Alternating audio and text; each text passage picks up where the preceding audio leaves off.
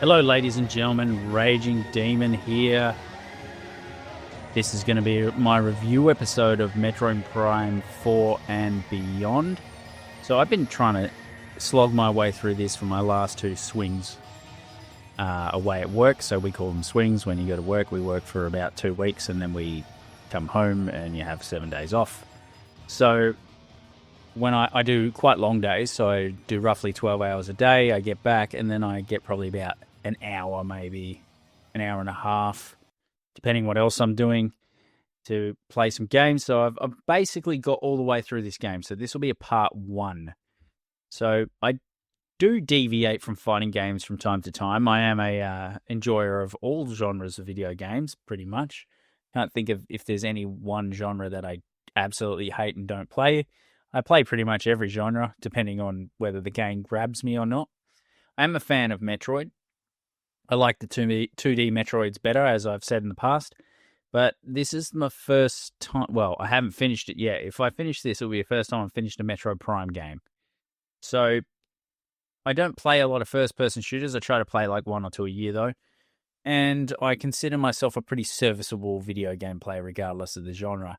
So I enjoy the Metroidvania. I shouldn't call it a Metroidvania, given that it's just Metroid. And it's kind of the inventor of this genre, if you know. Not that Castlevania isn't important, but I think Metroid is the real trailblazer in this genre anyway.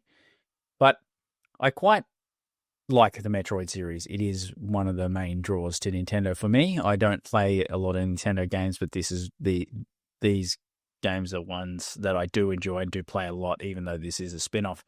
So this game has been really fun so far. I wouldn't go as far as to say it's like a top level. I'll get this out of the way. And I might spoil some things along the way, so if you haven't played the game yet, maybe don't listen to this. But I'm not going to go ahead and say this is a top-tier Metroid game. It's just, for me, it's a pretty good game. I'll save my final sort of rank and score and assessment of it until I fully finished it. But it does seem quite linear, right? So I just share some of my initial thoughts. It's quite linear. The addition of the bike is fun. I really do enjoy booning around the desert on the bike.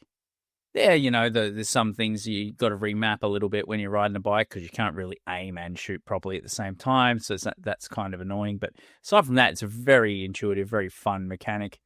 And although I do think they could find more use for it, like in actual fights with bosses and things. There is one fight where you use the bike, but I wouldn't say it would be the best example of a fight. I would have preferred when you do the licensing part of riding a bike. Yes, there's a licensing requirement.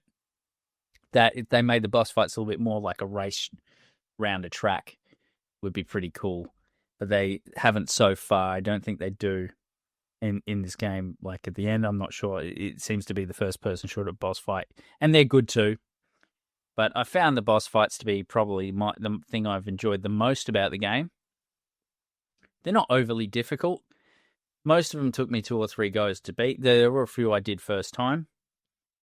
Yeah, I mean, this game is also not. It doesn't have as much of that atmosphere that the Metroid games tend to have, like where it's sort of inspired by the Alien movie, where there's a lot of isolation and what's coming next, and there's sort of that like vibe of impending danger the whole time.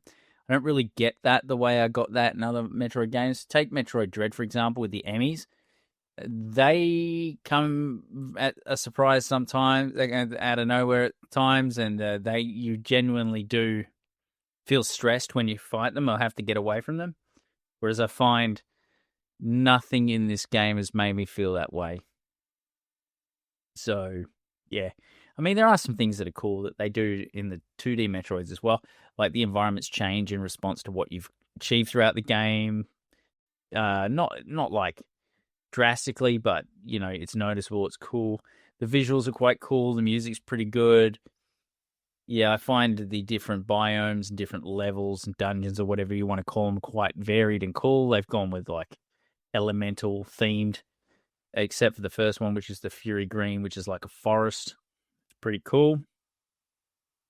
Yeah, like I said, there's a few bosses I did have a harder time than others. Another thing is the controls take a little bit of yeah, I mean, not being able to jump while you're aiming and shooting, you have to use the alternate button for that. So that's remappable, so you can't really complain about that too much. You get the hang of it. And I never found any enemy so hard to evade or whatever. It's not like the final boss in Metroid Dread where you have to kind of be on point to beat it. So, so yeah, I mean, I think this is just about the Goldilocks level of difficulty. So that's a bit of a plus for this game. There is a hardcore mode, I'm guessing, when you finish the game. I haven't finished it yet, but yeah, I'm pretty close.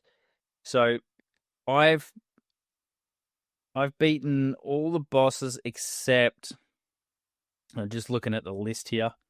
I've just finished my second encounter with Silux. So now I have the electric chip. So that's going to definitely unlock some stuff because there's a lot of locks. As you can imagine, you get a gimmick for beating each boss and your mechanic that you have to master. There's like this psychic beam one that you get pretty early on that you have to use to sort of. It's like a projectile that you can control and then you can find switches and stuff like that.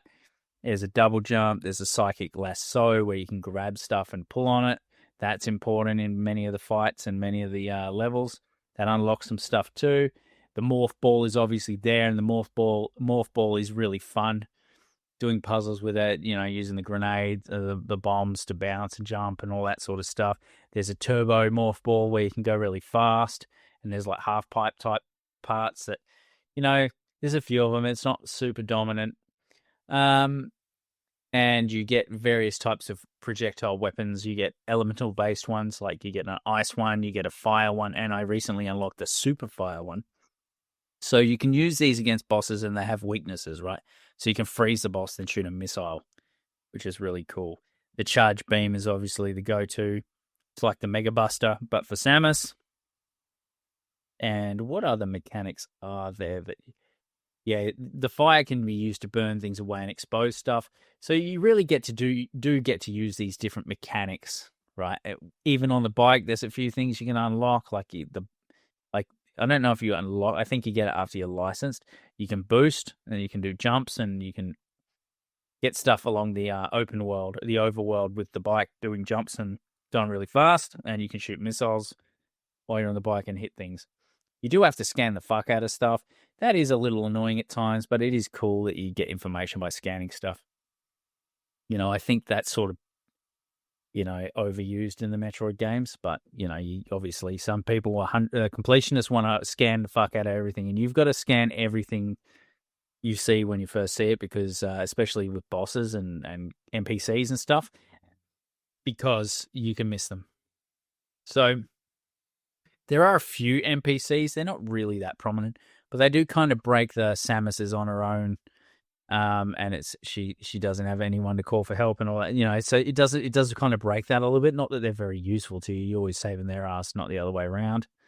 And you have like a base camp where they all congregate as you pick up these strays along the way. And one guy's an engineer and he upgrades your shit. So you get new chips and then you take it to him and he upgrades you. So that kind of felt like it's just to make you run around the map a bit more and go back and backtrack and explore things. That's what it feels like.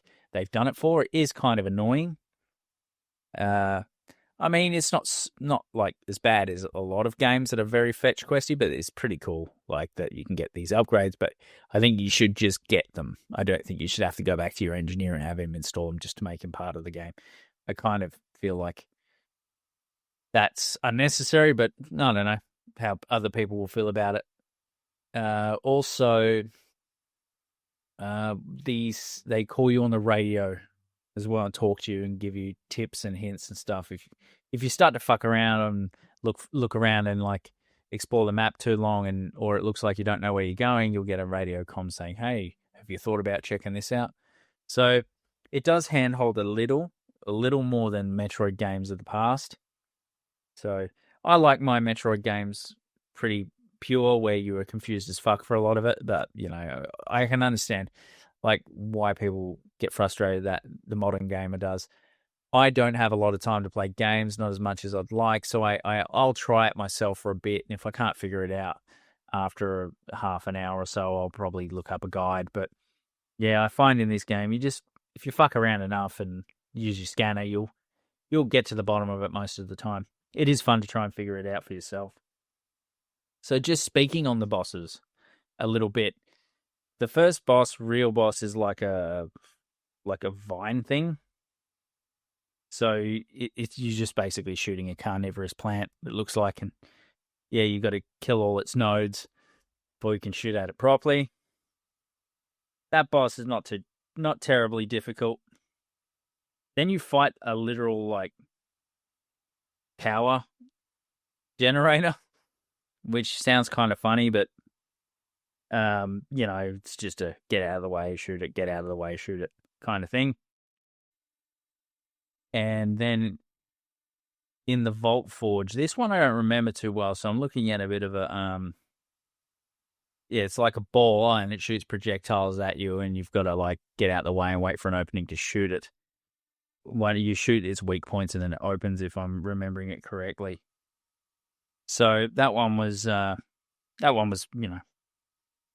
fairly doable. I think I got that first go.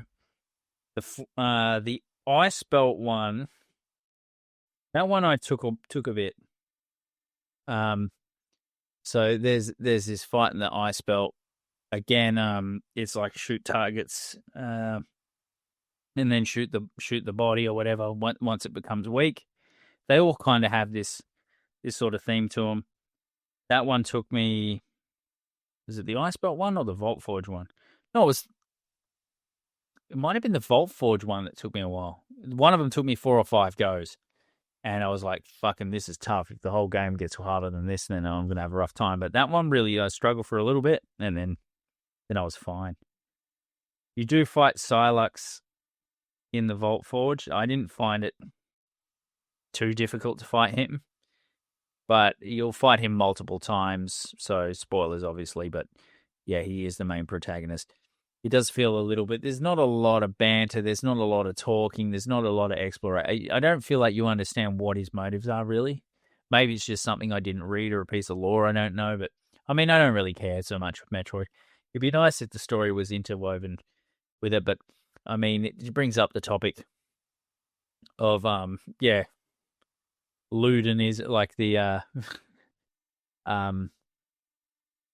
what's it like, sort of Ludenistic versus sort of narrative, sort of elements of a game, where is it about the gameplay or is it about the narrative and the story? And I feel like these Nintendo games tend to lean more on gameplay, and I think that's usually the safer move. If you're going to go narrative driven and you don't nail a little bit of the gameplay and the story's shit, it just fucks the whole game. You got to feel like you're playing a game, in my opinion. And when you do have that narrative driven or sort of style game, your play needs to affect the story. Otherwise, it's kind of like, what am I even doing? I might as well watch a movie or read a book.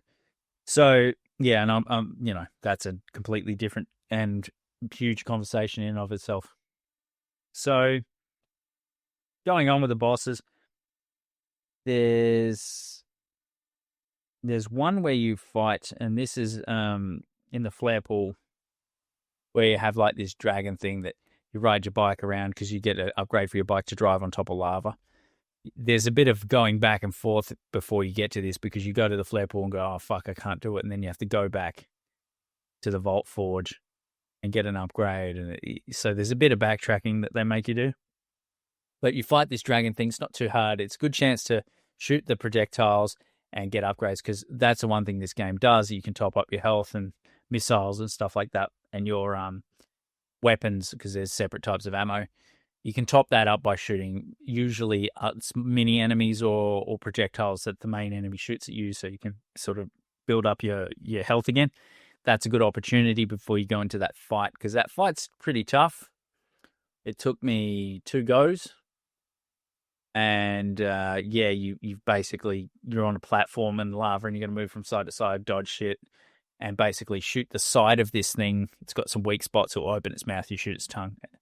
And then they surprise you at the end by it just lays there, and you've got to use your psychic shot beam and then go into its mouth and find a way to kill the core, right?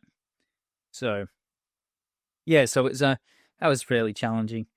And then my latest encounter was fighting Silux the second time, right? This one took me 4 goes, I think.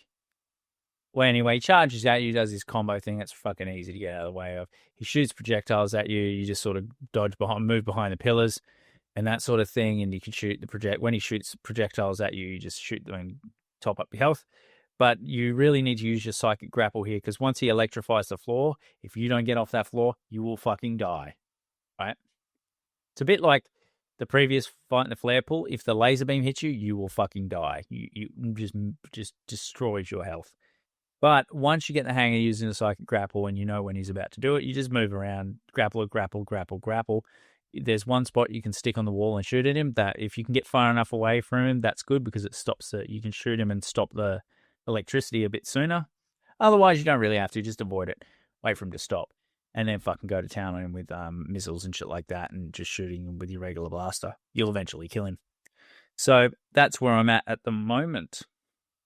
So I believe I've still got a couple of bosses to go. I've got... What have I got left? I've got this Omega Griever thing, Varmus, and Silux again. So I've got nearly all the way through, I believe. I just finished the flare pool and Silux. Because you go back, it goes, hey, go back to the Vault Forge. And there's this section you uncover earlier where you have to use your grapple to get across a electrified floor. So once you get that, you're like, oh yeah, there'll probably be something cool like extra missiles or a fucking E-tank or something in here. But it's actually a boss fight.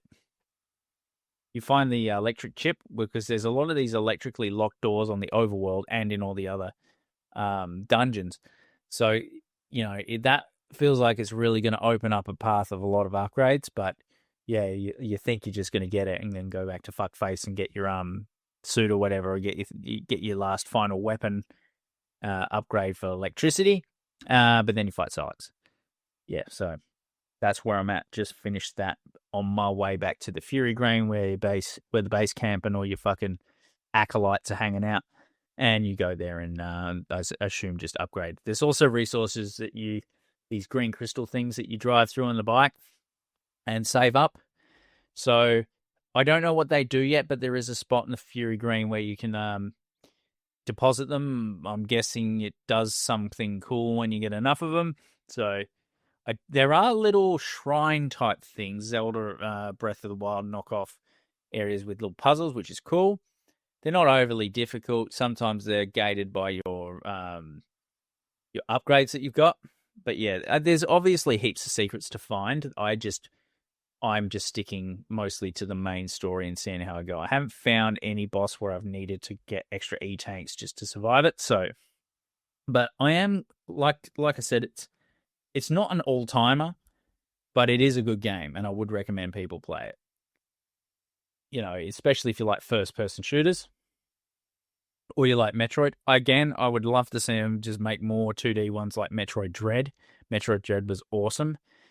And I'm playing this on the Switch too, the upgraded version, but it runs well.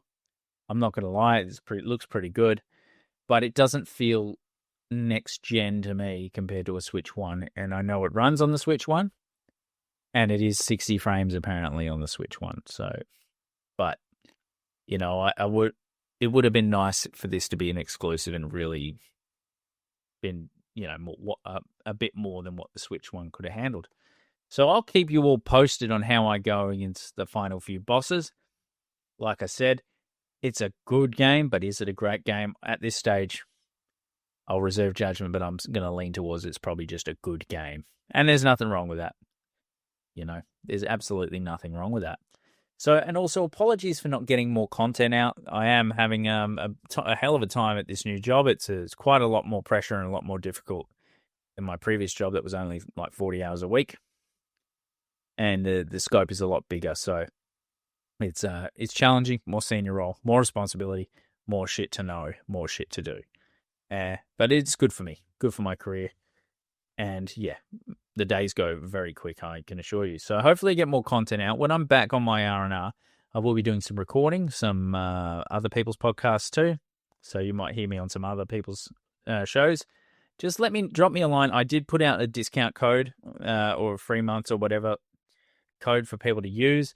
I don't think anyone's really used it yet. A couple of people have, but yeah, if you want a refund or you want your want to cash in your coupon or get a free month, just let me know. We'll see how we go, but if I can't get more regular content out, I might drop the price again. But give me your thoughts on that. I don't do this for the money, but it is nice to kind of offset the cost of the podcast hosting and stuff like that, if I can. So, and I'll be back on some fighting games because I'm going to play some fighting games for some other shows. I just want to play fighting games for a while now, and I'll get back on those SNK games, those Neo Geo games that I'm working through as well. So hopefully I can do some recording. We'll see. I've got to cram a lot in when I go on R&R. And given the state of games at the moment, with all the layoffs, price rises, unobtainable next-gen hardware, 5-year-old consoles being $300 more than they were at launch, and Steam Machine being ridiculous. I think we can do a little bit of a pause here and revisit our backlogs. You could never run out of games to play, even if they didn't make any more, and we can revisit retro games. There's plenty of retro fighting games that are perfectly fine as is. I was having a blast with King of Fighters 13. That game's absolutely brilliant. It's as fine as it is. I've got some Tekken 8 to catch up on too. I can't play online here, so I want to do some ranked. So all this stuff I want to do. But anyway, there'll be a part 2 to this when I finally finish Metroid Prime 4. Thanks everyone for listening. I'd love to hear your thoughts in the Discord and let me know what you think of the game. Am I being too harsh? Is there something I didn't realize? Is there something you want to hear me talk about more than I did? I'd appreciate the feedback. Don't smash your controllers.